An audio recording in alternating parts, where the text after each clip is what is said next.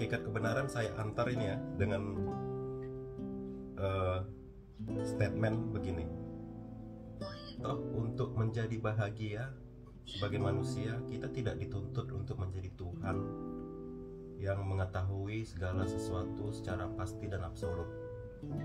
Cukup dengan menjadi makhluk normal yang berakal, dengan mengetahui tujuan hidup dan proposisi-proposisi yang kita yakini, hingga aksioma-aksioma yang kita percayai sebagai yang benar.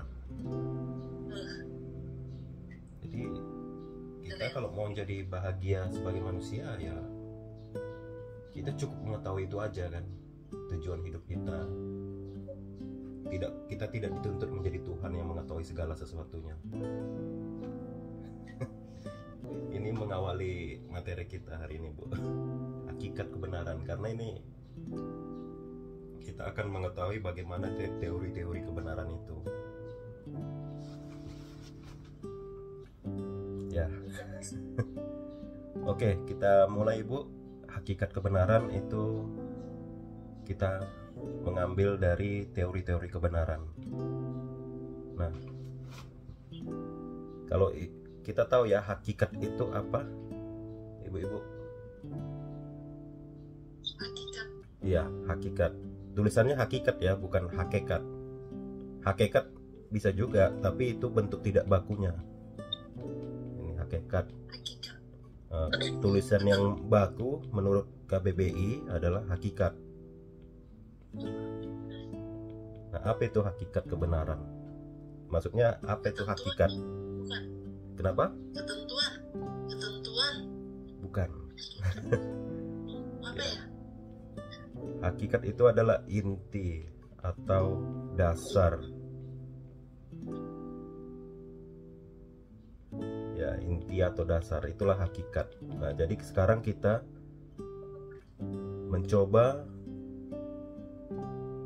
menelusuri, mencoba menggali inti atau dasar dari kebenaran. Intisari, oh iya. Intisari dari kebenaran, hakikat kebenaran. Nah, dengan apa? Dengan kita gunakan teori-teori kebenaran. Nah, sebenarnya ada banyak teori kebenaran,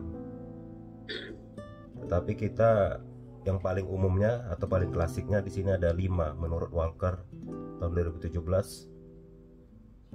Setidaknya ada 5 teori kebenaran yang umum kita gunakan, yaitu teori korespondensi, teori koherensi, teori pragmatis, teori redundansi, dan teori semantik. Ya, kita ulik satu persatu ya. Ya, yang pertama itu teori korespondensi kebenaran.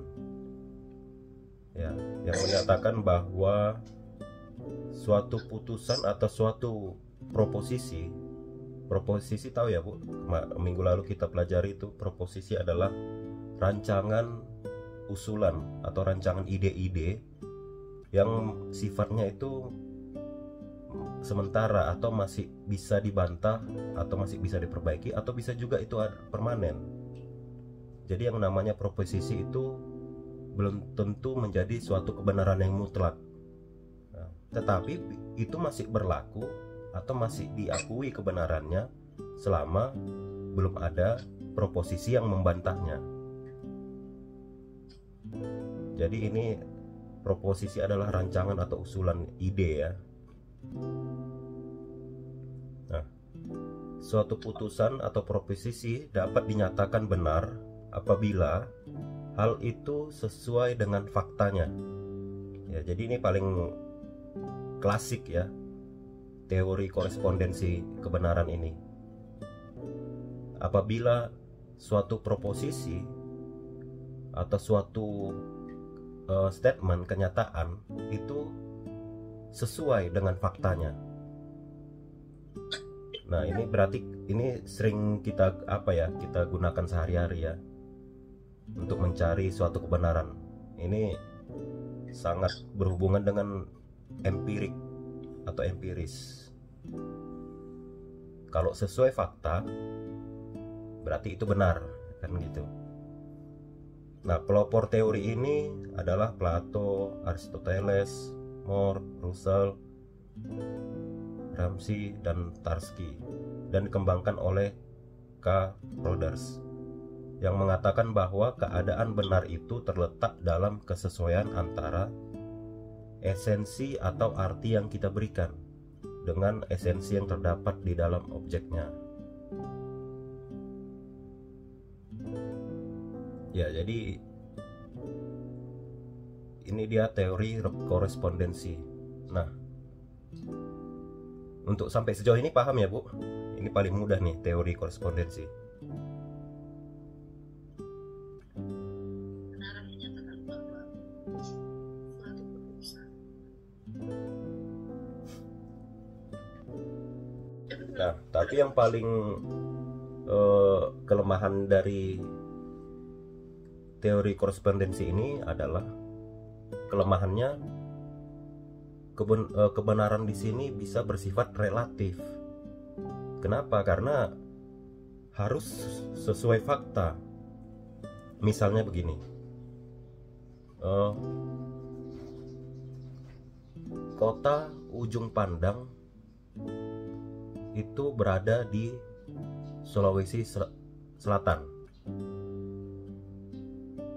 Itu betul nggak, Bu? Benar nggak? Betul, betul. Betul ya. Tapi betulnya itu di zaman dulu. Nah, sekarang kalau kita cari kota Ujung Pandang, tidak ada lagi kan di kota Makassar ini, karena sudah berubah menjadi Makassar kan. Kalau dulunya iya Ujung Pandang ini, Makassar disebut Ujung Pandang. Sekarang Ujung Pandang itu kalau tidak salah udah ada kecamatan Ujung Pandang namanya. Nah, tetapi kalau dulu kan Ujung Pandang itu disebut sebagai orang menyebutnya sebagai Makassar yang sekarang. Nah, jadi itu betul, tetapi tidak up to date.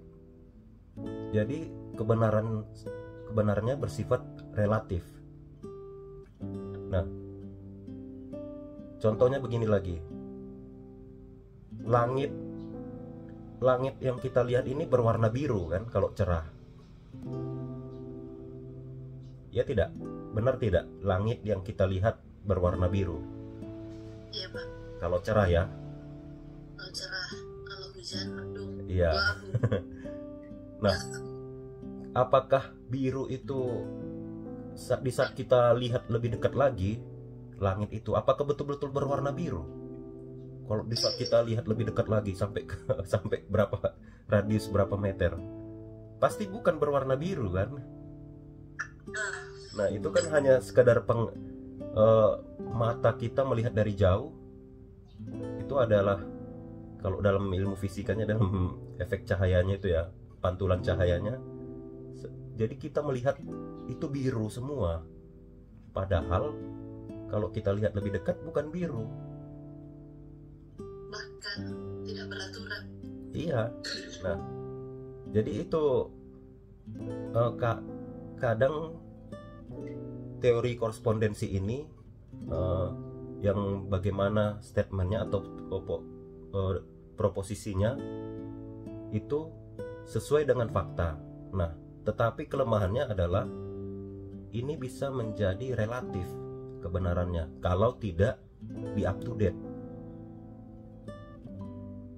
Nah, kalau tidak di up to date ya. Nah, itu dia